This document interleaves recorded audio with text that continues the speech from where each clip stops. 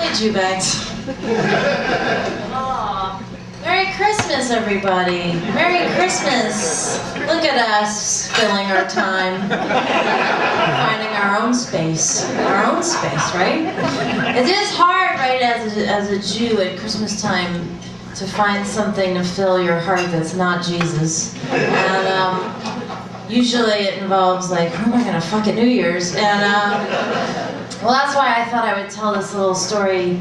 It's kind of a romantic story, hopefully also a sweet story. It's kind of something that happened last year, and has a little bit of like a holiday sweetness, lovingness to it. So basically, I've recently been trying to figure out what my type is, you know, like I sort of trying to find the person, and I'm like, what's my thing? And you sort of go through, you know, like when you go to the dry cleaners and they like push the button, you watch like, that's like how I go through all my ex-boyfriends, like just watch them go by and you're like, that's my sweater, that's not my sweater.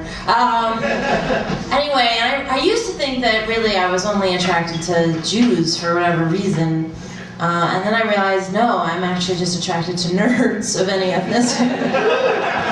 Like pretty much, you know, just anyone with glasses and some desire to use creativity to stuff down the sadness is interesting to me. And oh, look at that. I shouldn't be saying that yet. Okay, so, like, just an example of a few of my crushes. You know, like, one of the first people I ever had a crush on was Harold Ramis. And he was in Ghostbusters and played Egon.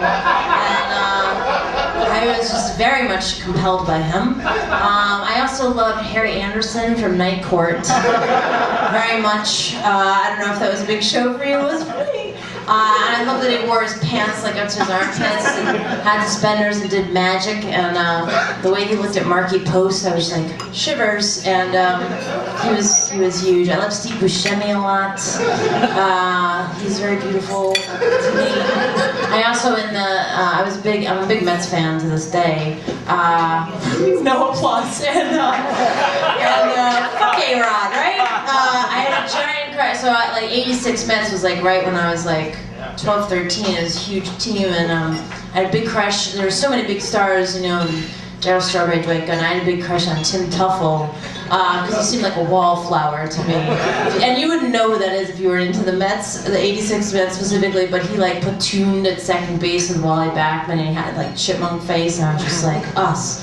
And I had a very elaborate fantasy that, you know, this is literally when I was 12, but I had a fantasy that I was married to Gary Carter, who was the star catcher, but that Gary Carter was mean to me, and that Tim Tuffle would be like the guy who sort of wooed me. You know, like I literally, like even I fantasized about having a bad marriage to Gary Carter. And he was the kind of guy who'd be like, where's a pen? Is there a pen in this house?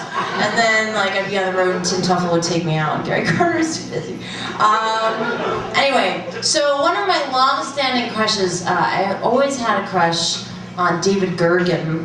And if you're not familiar with David Gergen, you probably don't, maybe you wouldn't know the name, but you'd know his face. He's like a talking head on CNN a lot, and he's very sort of bald, huge, big head, and he worked for 4 presidents as an advisor. He's extremely intelligent. He's kind of a Republican, but kind of cool, and he's 67 years old, which I know because I Googled him. And anyway, last year during the election news cycle, right, we were all glued to CNN, I'm sure, because you're just fucking freaking out about the election. And David Gergen was on pretty much fucking all the time, especially on Anderson Cooper, and I realized at a certain point, like, it made me really happy to see David Gergen, and I realized I love David Gergen. Like, whenever I saw his head come up in like that split screen box, I would just be like, oh. And around this time, I also started to write for this new website called The Daily Beast. It's run by Tina Brown, who I randomly know because it's New York. And so she was like, asked me to write anything I wanted. And so the first thing I wrote was this little article called I'm in love with David Gergen. And I'll just give you a quick excerpt. I'm probably already out of time. I'm happy to leave whenever anybody wants. So just quickly, it was like, you know, I wrote like, how do I love David Gergen? Let me count the ways. I love his low, quiet voice, that unmodulated, buttery whisper that sounds like it's elbowing its way past a cough drop that's permanently lodged at the back of his throat. I love the way Gergen makes me feel calm. I love the way he looks like a handsome big potato. And so I wrote this stupid fucking 500-word thing, and it was like the website was super new. I didn't think anyone would see it, and it turns out like within an hour there were like hundreds of comments on this fucking article. People writing crazy shit, but everyone else is like, I love David Gergen too. And like, this woman's like, my husband's so jealous, I have a huge crush on David Gergen. And then this other woman writes, I'm a 30-year-old African-American IT person, I love David Gergen.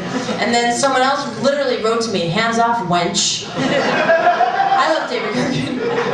And I was just so happy that there's like, that everyone loves this man who I think is just the fucking greatest. And then I was like, so that's nice. And then, the next day I get this call from Anderson Cooper's office, and they're like, Anderson Cooper loves what you wrote about Gergen, and they want you to come in and tape a message that we will play tonight. And I'm like, what the fuck? And so I fucking primp my shit out, like I like plugging my eyebrows. I've never done that for a real person, you know? And show up and like, boop, and I tape this thing. But I've worked in TV, and I'm like, this is in the middle, this is literally 2 weeks before the election. I'm like, they must just need a cushion. This is not gonna air. There's no fucking way. Anyway, and then this happens.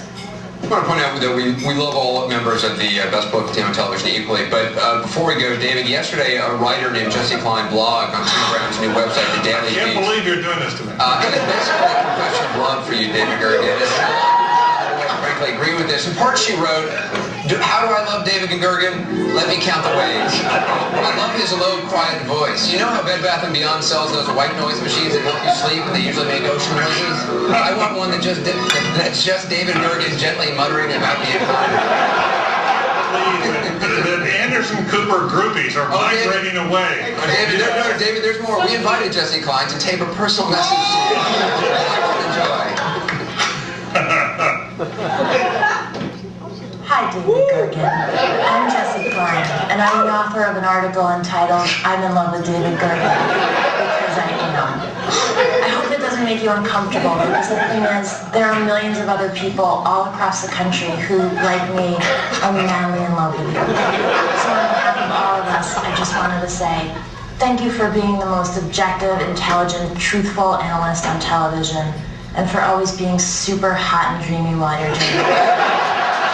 All adorable and Gergeny, and we'll keep on loving you. I understand I love you too, but my heart belongs to Gergen.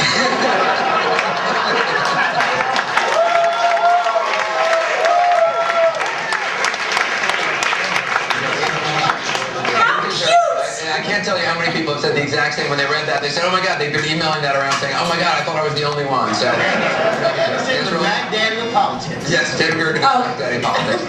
Fucking Roland's Mac Daddy politics. Anyway, so that was just fucking incredible. And the best part was that the next day I got an email from David Gergen, and he was so nice, and he said, wait, I feel like this is the last line. He basically said, Dear Jessi, wait, I want to read it exactly, and then I'll leave. Wait, no. He basically said, you have entered my life, dare I say it, like a tornado through a potato patch. I feel all unrooted. And then he just said thanks. Anyway, that's my story. Thank you guys.